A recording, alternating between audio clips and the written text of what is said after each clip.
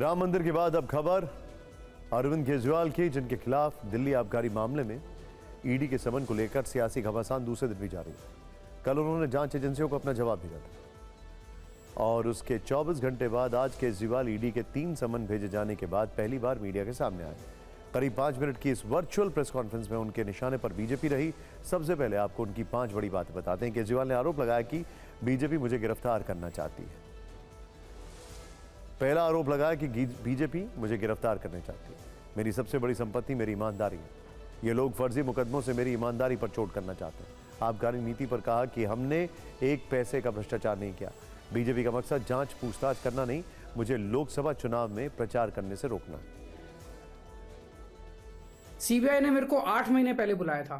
मैं सीबीआई में गया था, उनके सारे जवाब भी दिए थे। लेकिन अब ये लोग ठीक लोकसभा चुनाव के 2 महीने पहले मुझे बुला रहे हैं।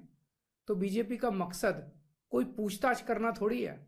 इनका मकसद है पूछताछ के बहाने केजरीवाल को बुला लो और उसे गिरफ्तार कर लो ताकि मैं लोकसभा चुनाव में प्रचार ना कर पाऊं। कुल मिलाकर अरविंद केजरीवाल खुद को क्लीन चिट दे रहे हैं और ईडी के एक्शन को चुनावी बता रहे हैं। आपको बता दें कि इसी आबकारी केस में वो सीबीआई के सामने पेश हो चुके हैं, लेकिन ईडी के एक्टिव होने के बाद अब उनकी पार्टी बार बार कह रही है कि केजरीवाल को गिरफ्तार करने की तैयारी है। बीजेपी सवाल उठा रही है कि अरविंद केजरीवाल को कैसे पता कि ईडी उनको गिरफ्तार करने वाली है। उनकी पार्टी को कैसे पता कि केजरीवाल के घर पर छापे पड़ने वाले हैं। सियासत इसलिए गरमाई हुई है क्योंकि लोकसभा चुनाव में 3 महीने से भी कम का वक्त है, इसीलिए उनको समन भेजे जाने की टाइमिंग पर विपक्ष सवाल उठा रहा है। लेकिन क्या मामला सिर्फ इतना भर है जितना केजरीवाल या फिर उनकी पार्टी कह रही है, या फिर अंदर की कहानी कुछ और है? TV9 भारतवर्ष की ये एक्सक्लूसिव रिपोर्ट आपके साथ। 3 जनवरी की देर रात आम आदमी पार्टी नेताओं के इस 3 ट्वीट ने दिल्ली की ठंड में सियासी तापमान बढ़ा दिया। सबसे पहले 11:50 पर आतिशी ने एक्स हैंडल पर लिखा। इसके ठीक 1 मिनट बाद संदीप पाठक ने लिखा और फिर सौरभ भारद्वाज ने 11:52 पर पोस्ट लिखी।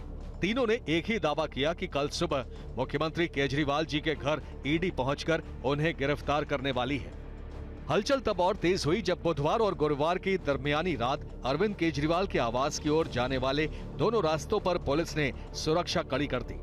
रात से सुबह और दोपहर हो गई, लेकिन ना तो केजरीवाल के घर छापे पड़े और ना ही उनकी गिरफ्तारी हुई। सुरक्षा भी हटा ली गई, लेकिन केजरीवाल की प्रेस कॉन्फ्रेंस जरूर हुई जिसमें उन्होंने फिर अपनी गिरफ्तारी का डर जताया। इनका मकसद है पूछताछ के बहाने केजरीवाल को बुला लो और उसे गिरफ्तार कर लो।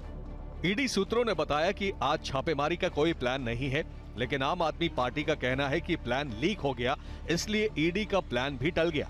जबकि बीजेपी ने सवाल उठाए कि केजरीवाल को कैसे पता कि उनकी गिरफ्तारी होने वाली है।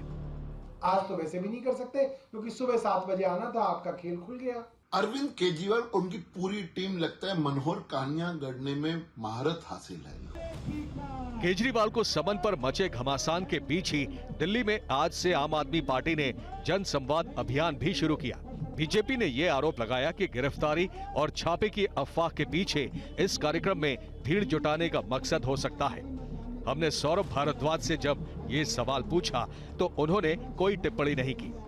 इन्होंने कहा था कि जब तक किसी क्षेत्र की 80% महिलाएं ओके नहीं कर देंगी तब तक वहां शराब का ठेका नहीं खुलेगा।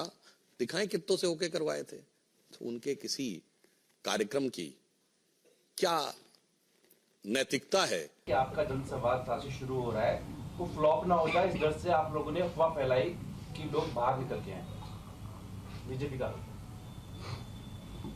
ठीक है, और बताइए। ईडी सूत्रों के मुताबिक आबकारी मामले में अरविंद केजरीवाल के जवाब को देखने के बाद उनको जल्द चौथा समन भेजने की तैयारी है।